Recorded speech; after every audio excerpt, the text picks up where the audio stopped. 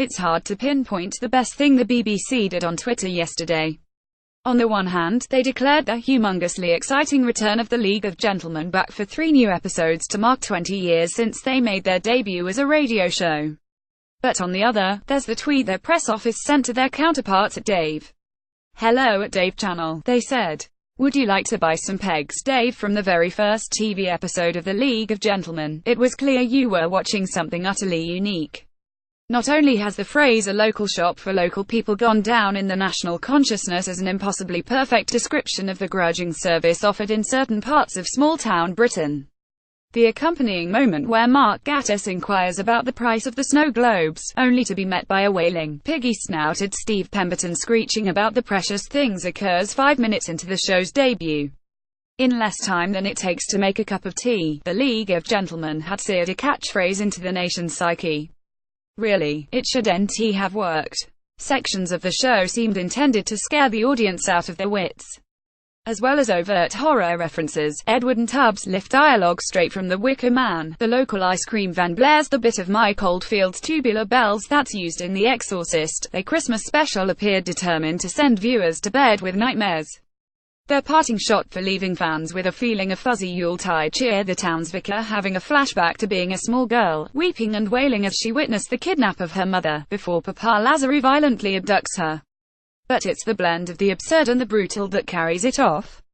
For all the knuckle-clenching discomfort of Papa Lazarus' appearance, it's the daftness of the fact he calls everyone Dave that renders him funny.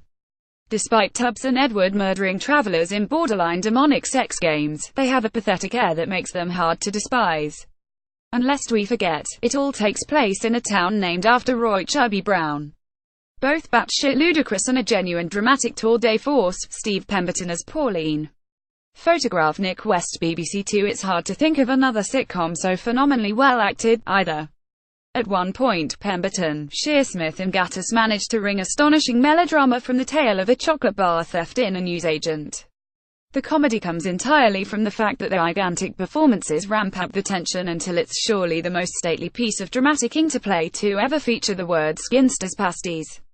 So nuanced are Pemberton's performances as job centre worker Pauline that she goes from being a bullying, malevolent Jobsworth to one of the most endearing characters via the sweet friendship she develops with the terminally dense Mickey.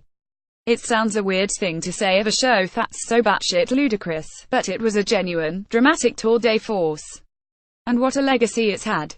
Without the League of Gentlemen giving Gatiss a break, we may never have had Sherlock and the phenomenon of Cumberbatch. Without it making the leap from BBC sitcom to its own film, we may not have had the likes of the brilliant Alan Partridge. Alpha Papa, let's gloss over Mrs. Brown's Boys D-movie.